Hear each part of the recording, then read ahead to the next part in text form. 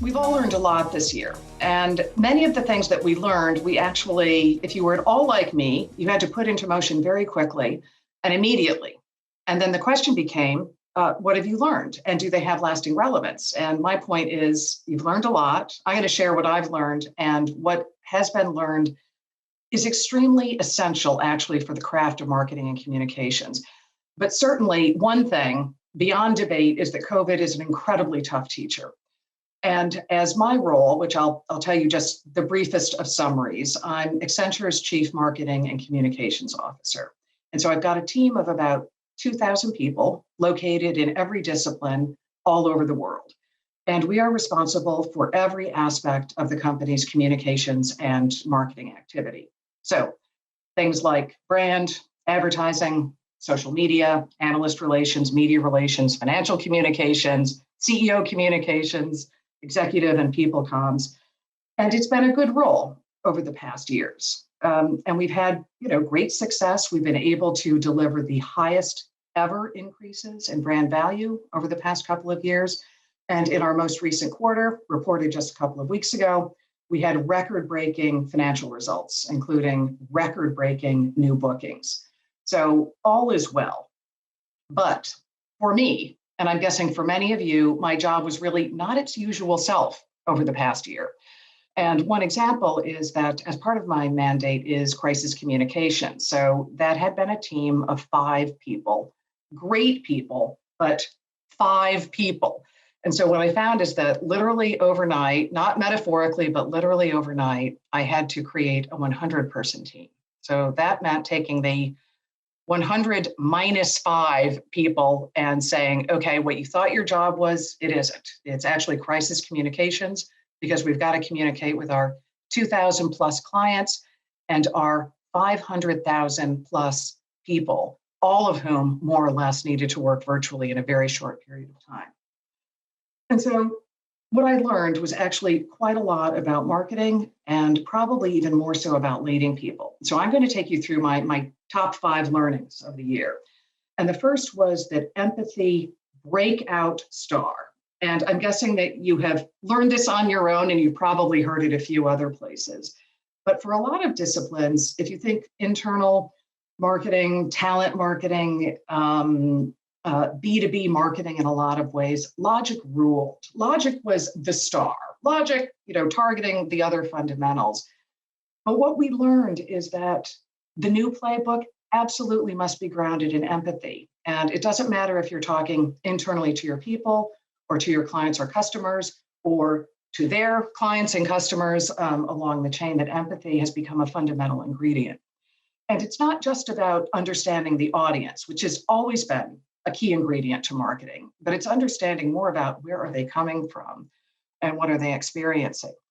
And one of the ways we know that is we've got a group called Fjord, and they do a trend report every year. And so several months ago, they came out with a trend report that included, among other things, empathy as one of the leading trends of the year. But it wasn't just empathy, and it's not a change out of forget all that nice logic stuff and slot in empathy. It's an and.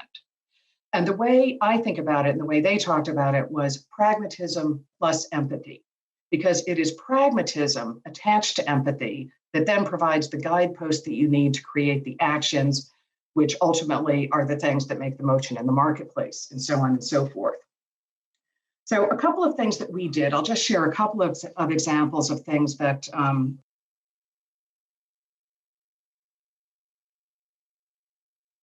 this is something I've been thinking about, because when you look at client composition and workforce composition, it's increasingly heavily Gen Z.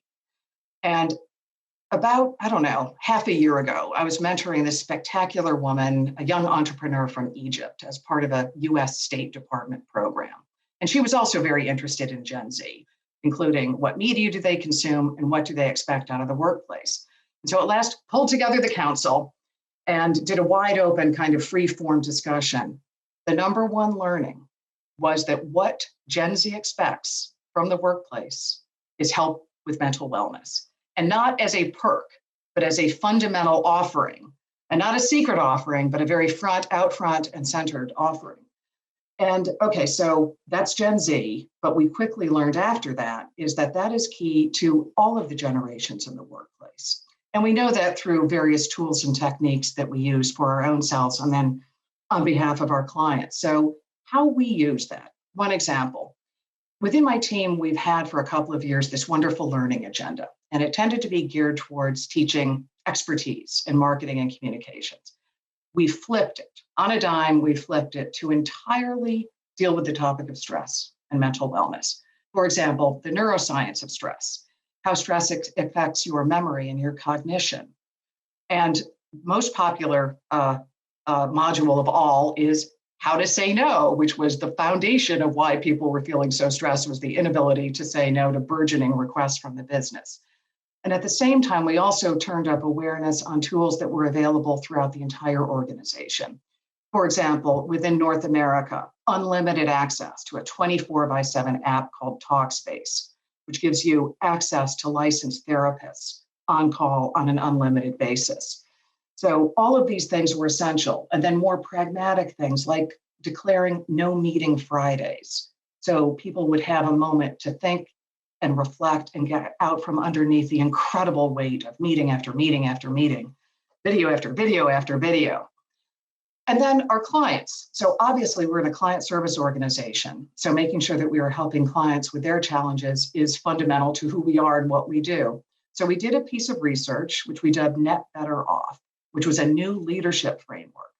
And what it included, among other things, is that we looked at the emotional and mental requirements that companies need to do to meet the requirements of their people. So to start with our host question, does the role of empathy end when the pandemic does? Absolutely not, under no circumstances.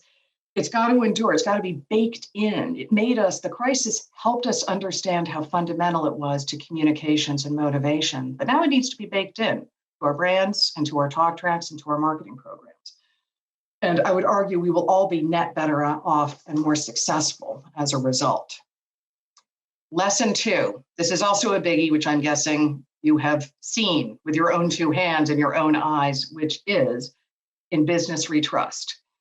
Now, this is amazing if you've been in the workplace as long as I have to see this trend, which is 2 intertwined dynamics. The first of the intertwined strands is that business is considered very trustworthy.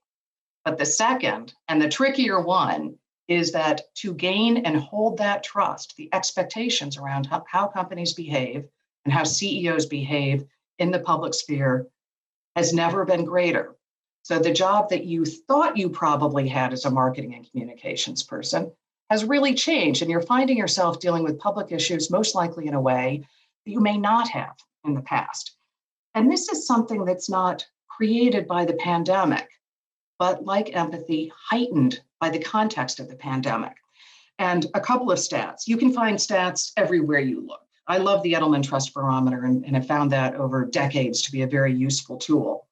And so what the Edelman Trust Barometer taught us is that expectations, and these are some US stats, is that 77% of adult respondents expect companies to respond to racial injustice in order to keep or earn company trust. And interestingly, different but companion stat, 60% of people saying that their employer was more credible about COVID-19 information than were other sources of information. And then just a few weeks ago, the Harris poll also went out in the States and brought us a few more stats that are sobering in terms of what we need to do. And 61% in the Harris poll, companies have been more reliable than government in keeping the country running during the pandemic. 78% said large companies are even more vital to their company's future than before the pandemic.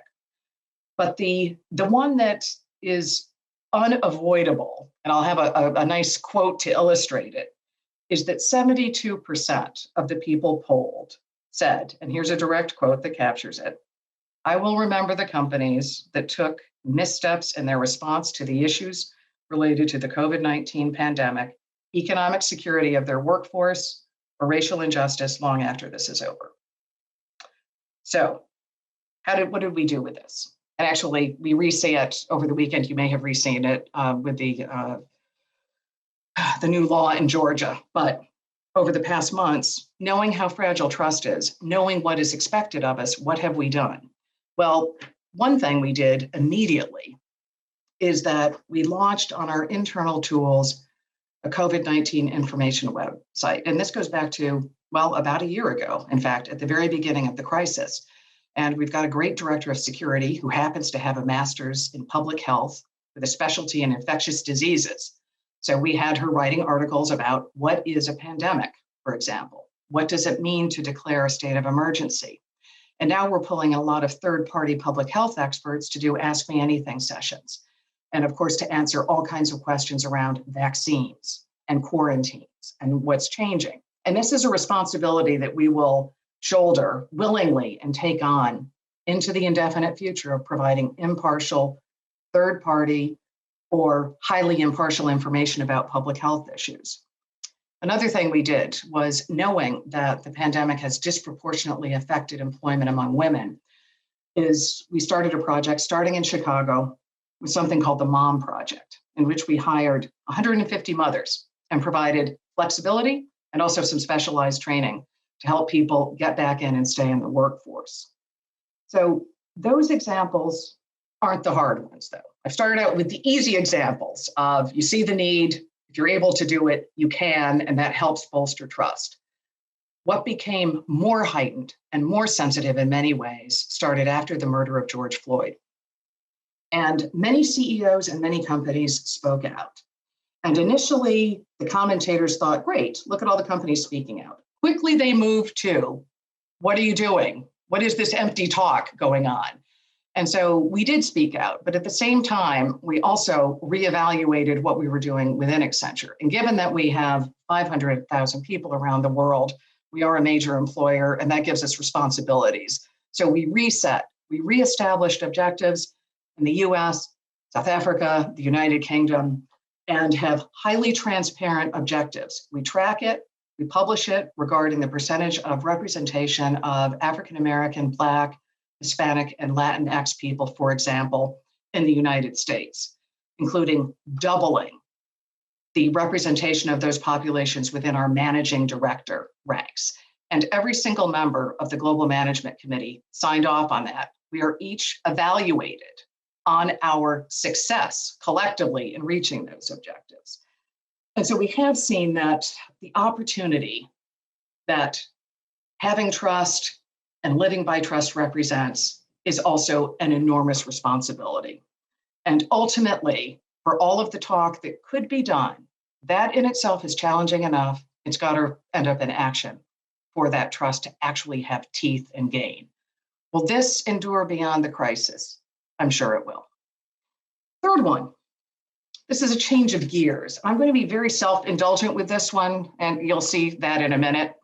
But I think one of the good things about marketing people is that you're able to find wisdom in unlikely places. So I will say that several months into the pandemic, it happened to be my birthday, sort of smack dab in the middle. I was worrying about my team because the team had been working, again, literally 24/7 around the clock, and the needs had cranked up, and the normal stress that I think all of you are expert on as well. And then I got a ping, and in my inbox was a poem, which to me nailed it. Now, this happens to be a poem written by one of my sons. I am going to read it to you. I will confess, but I'm hoping that maybe I'm the only poem that gets read today. Maybe. It's called Roots of Gaia. The roots of the trees in the forest all tie back to the same place, able to survive on an island, playing with the bugs on rocks, connected to other trees, dialed in, strong as the world's steel locks. Leaves, offspring, shooting up toward the sun, taking deep breaths in, fresh and done. We grow and we grow, unrelenting in our pursuit of the no, stretching for something in the air, always remembering our mom who was there. Okay, super self-indulgent. But the thing that poem captured for me is that the strength wasn't necessarily what you were seeing on the surface and all of the deliverables. It was actually the root system. The root system of any team is the thing that creates the resiliency that allows you to keep going. And so that leads me to something we actually did for the company overall, which strengthened the root system. And this, I can't say this was planned, but at the beginning of the pandemic, we started work on our company's purpose. Now, there's a few words about purpose. Probably all know that, yes, you're supposed to have a purpose. Oddly, we didn't have one until fairly recently, so that was something that needed to be corrected in the past year. But purpose does not equal social impact statement. Purpose needs to be rooted into the value of what you drive day in by day out for it to be that root system which links everybody day in and day out. So we went to work, and interestingly, it was with a brand new agency, Droga5, who had just joined the Accenture family. We were able to make significant progress and actually landed the language, which is up on the screen right now, in the very last Global Management Committee meeting, the last time we were in person, last February. So that was great because doing that work in person was valuable. But then what had to happen? Well, then what had to happen is we had to further develop the launch plans and launch it to 500,000 people so that they would know it. And at the same time, it cued a total brand rethink. And that happened completely virtually, from soup to nuts, is rethinking the brand because we had a new business strategy. We happened to have a new organization, and now we had this very significant new purpose. So what did we do? And how do I know that it was a degree of root building? Well, one is on launch day, we made our logo available, for example, to our people. And we've got this wonderful brand mark. You see it on the screen. And we said, okay, all 500,000 people, you are now able to play with the brand mark. You can put your face in it and pick from these wonderful graphic things. We put it all over social media. Day one, 22 million social media impressions. So that was the sign that people were engaging. The next thing, and I'll show you a little bit of video, is we did a lot of user-generated content, which of course is the only kind you could do during the crisis. But what, in the case of this, we had a purpose festival, which was the launch of our new purpose. And so in our growth markets, the team came up with the idea of let's have people include their families. And so what I'm going to show you is just a minute of what families came back with. So this meant people were talking with their children about what was happening in the realm of purpose at work. It's entirely non-professionally written, performed, and produced. So technology, God's willing, okay. Let's take a look at this. 1, 2, 1, 2, oh.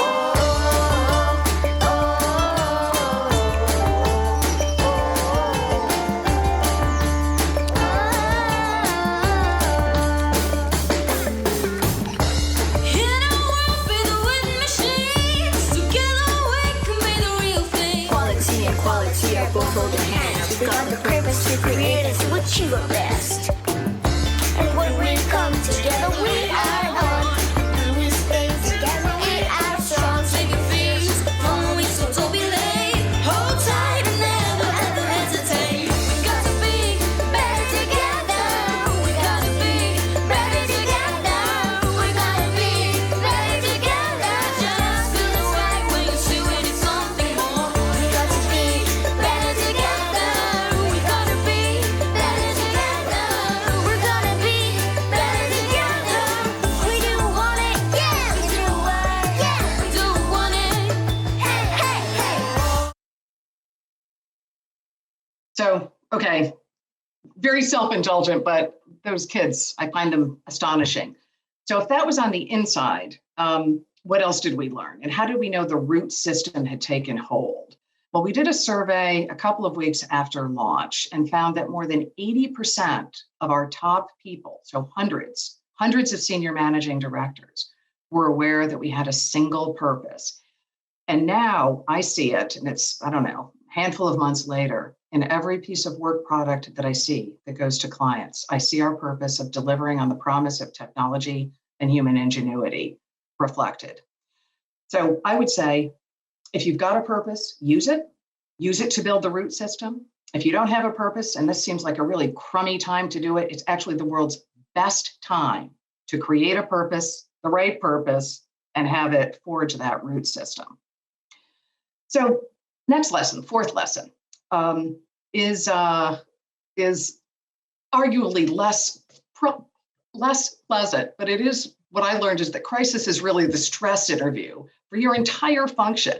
So you learn what you're really good at as a team, and you learn what, boy, I wish I had fixed a few things. So for example, I mentioned that we had to redo and launch a new brand along with purpose. And it was the most aggressive brand launch that Accenture had done in over a decade, entirely virtually. So luckily, we are the single largest user of Microsoft Teams in the commercial space. So what that meant was we were already really, really good at remote work. I already worked, because my team is all over the world, remotely day in and day out. The difference is now I'm in my tiny study instead of in my slightly larger office at the workplace, and I never see people in person. But it is that skill at working virtually, which was endorsed, both its importance and how good we were at it. Needed to learn a few new tips and techniques, but everything that you have learned about working virtually will continue to pay you back indefinitely. So what did I learn didn't work? Well, I already knew entering the crisis that we had some understaffed groups within my team. And guess what? Crisis communications was one of them. Now, I would never have built a 100-person team, but the 5 people working night and day were not quite enough. I also knew that we had another aspect of communications, a little bit understaffed, let it keep sliding by. And so what you learn in the crisis is don't ever let those things slide by. I also learned that some of our tools were more geared towards kind of wishy-washy communication versus singular, very pointed and very direct. All fixed. All have had to be fixed through the crisis. I would have preferred to have fixed them outside of a crisis. So, last one. And this also gets to management a little bit, which is understanding where the real crisis is. I would argue, and I have concluded, that the crisis itself is not the crisis in many ways as it relates to marketing and communications. It is where marketing lives within your company's communication. And this is a positive story. But I was re-endorsed day in and day out that being in the loop from the get-go is the single most important thing about doing the right work. And early on, I was recruited to be part of a very small group, a subset of us on the Global Management Committee, to handle the crisis. And so what that meant was 7 a.m. meetings every day. And by every day, I literally mean every day for many, many months. We've scaled back somewhat in frequency. But what that meant was we were able to react quickly with speed and agility. And it is speed and agility that are now the calling cards of marketing more than they ever have been. We've added on empathy. I've added on a few other things that I've talked about over the course of the 5 lessons. But speed and agility are all about where do you sit and what do you know.